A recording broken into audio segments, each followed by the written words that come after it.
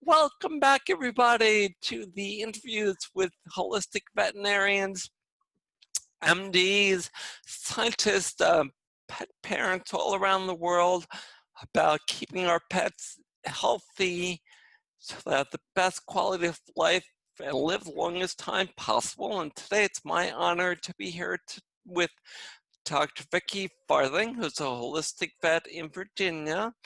Welcome, Vicki. Thank you for being here with us.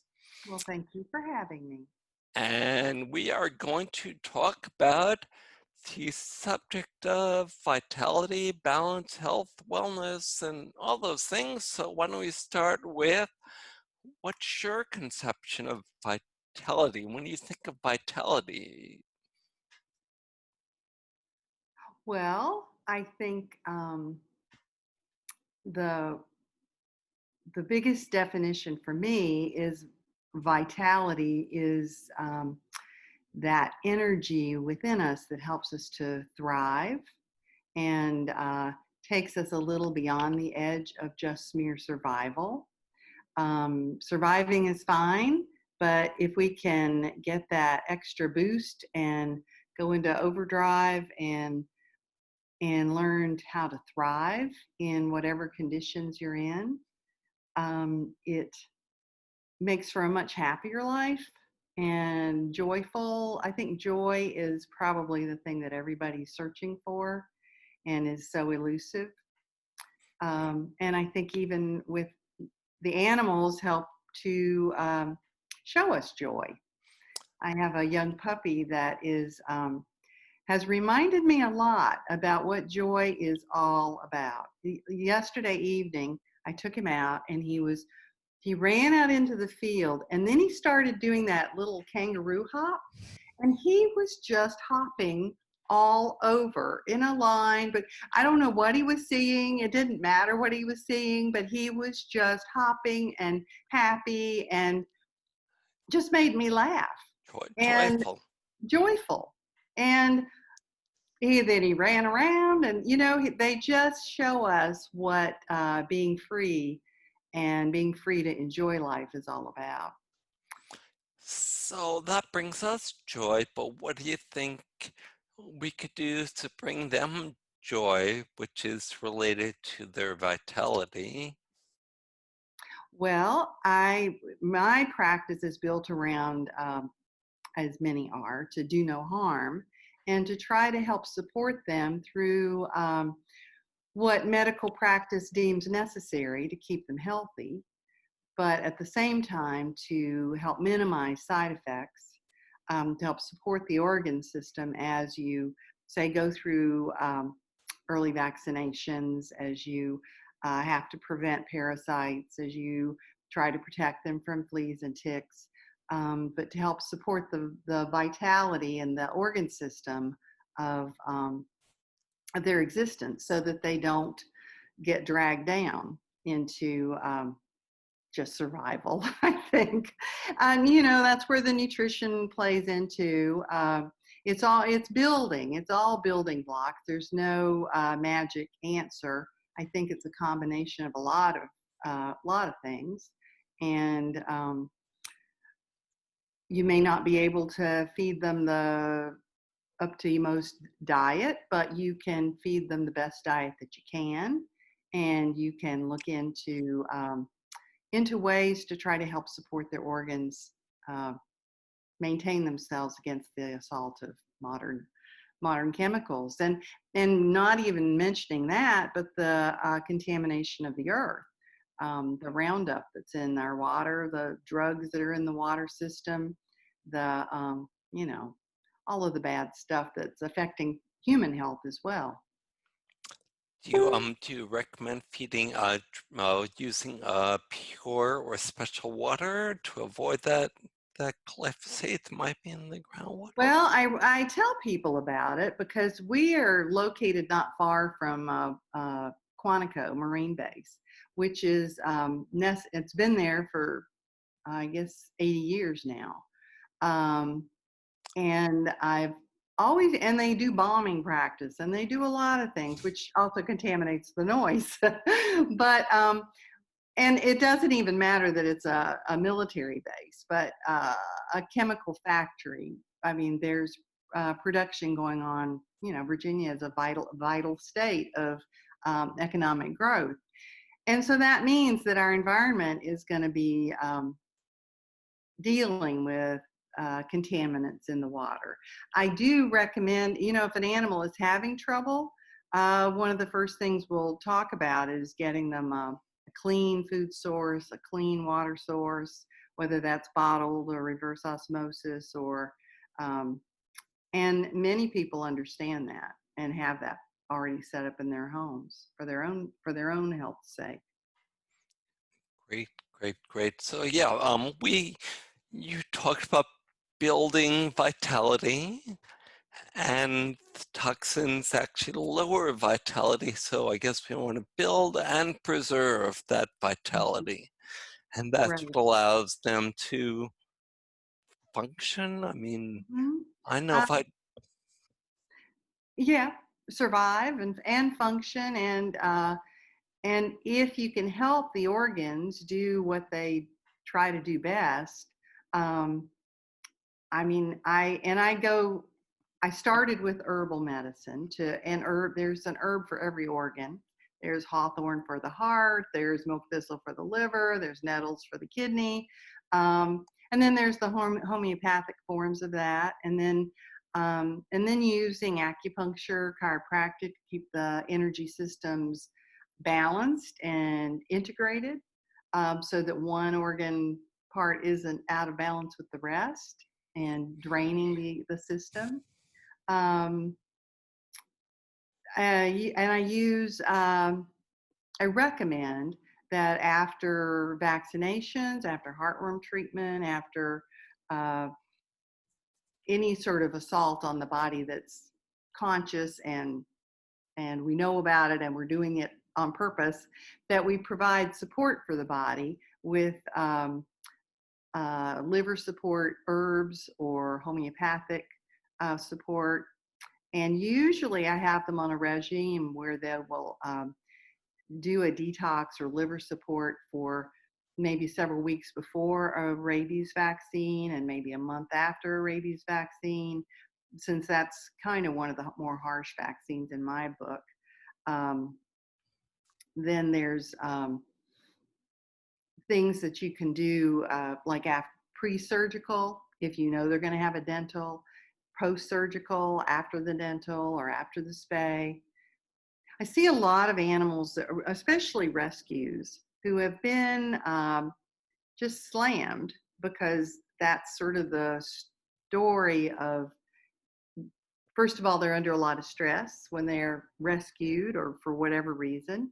Then they have to come into a strange environment, get neutered, vaccinated, dewormed, kept in a strange environment, then sent to a new home. And maybe they're fine, and then a month or so later, their hair starts falling out. or they have chronic diarrhea, or they have some other health issue that is suddenly a problem, or urinary tract infections. And stress can play a huge role in all of that. I mean, I haven't even mentioned the adrenal glands, which are going to be going off the charts with anxiety. And I had an animal communicator tell me once that it didn't matter what the problem with a rescue dog, that the rescue dog itself would always feel like they were to blame if someone mistreated them, hmm, that they will accept the blame for it. I don't know if that's true, but it made me start thinking about just what their mental capacity is able to hold. I mean, they hold so much love, and yet they can be certainly mistreated that can impact the emotional well-being, which is tied into the physical well-being, even if they are totally physically healthy. The emotional stress and strain can respond to herbal medicine and balancing the meridians and chiropractic adjustments. The emotions are tied into that too. And so many people right now are so stressed out, understandably stressed out by what's going on in the world as we go through this big upheaval. The animals are feeling it from the earth and from their people. And so stress plays a huge role in toxins and your ability to breathe. And that goes down to the mitochondria. You know, if the toxins are building up in the cells, the mitochondria get stuck, there's no oxygen flow or there's reduced oxygen flow, then you get increased toxicity. And it starts at the cellular level, or it can go to the cellular level. Um, so but that's what's the beautiful part about regenerative herbs, and which are sort of one of my best friends, because by trying to improve the circumstances, and then trying to use the friendliest herbs we know to help correct a problem, tremendous progress can be made, and good nutrition can play as much of a role in that as anything else. So, Thank you. Yeah, let me see if I understand. So you're talking about supporting the body, supporting the organs to optimize energy, which is vitality, to allow them to be healthier and happier. So yeah. I guess that kind of brings me to the question of what do you see as balance? When everything in the body is balanced, physiologically balanced, balanced emotionally, balancing on a scale, or have you thought about balance in our patients? Well, I think it goes back to the human animal bond. Um, some animals are maybe in a household that it's very hard to achieve balance because the household isn't balanced. Um, and so I think every case is very different. I think So, a lot of it, though, is asking the owner how they feel, how they see the animal behaving at home, how comfortable the household is with the animal there. If they show spurts of happiness, if they're able to find joy, if they're finding joy with their person, and that can come at a high level. They're super joyful, and then any joy is probably good joy. And you may not be joyful all the time, but I think if you can find joy or find a sense of happiness, and even if it's just for 30 minutes a day, that's a start. And um, and through that, knowing what that is and identifying it, then I think you can strive for more of that, to get it to be a bigger percentage of the day or a bigger percentage of the week.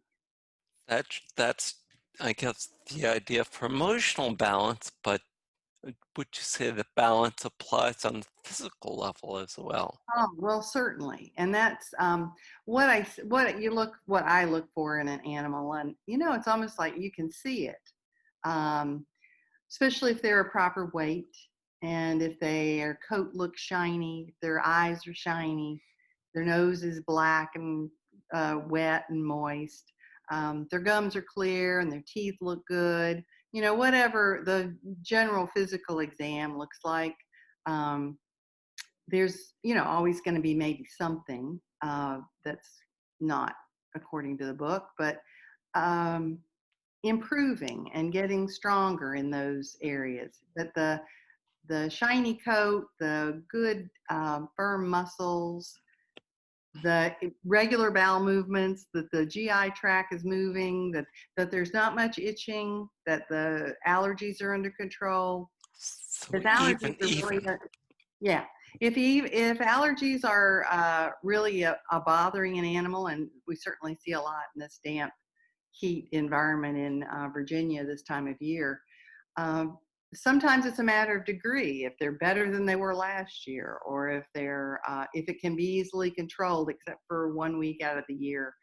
You're always looking for um, the better comfort level, and to try to keep the toxins down, and to try to keep the immune system healthy. Got it. Great. So I'm going to go from there because you've got your balanced or your imbalanced individual, and they both encounter a germ. Does it matter? I mean, the germ is going to make them both sick equally, right? Does it matter if one is Well, balanced? One...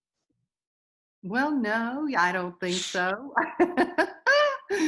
I read something beautiful the other day about how what your immune system is not just um, it's not just your white blood cells.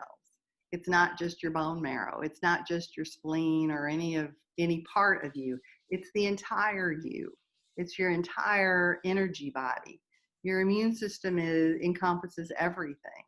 And so if you're a balanced individual, if your energy systems are strong, if your liver has been supported, um, then you can generally expect to live longer, because you are going to be able to withstand the assault of viruses and bacteria. You're going to be able to, your white blood cells are going to know what they are, and they're going to be able to be much stronger and fight them off. And I believe that that's true for people as well, that if we can take care of our health um, with supportive measures rather than um, tearing things down or suppressing things, that you're much better off. Certainly, sometimes we have to use immunosuppressive medications, but our immune systems are suppressed enough just in surviving.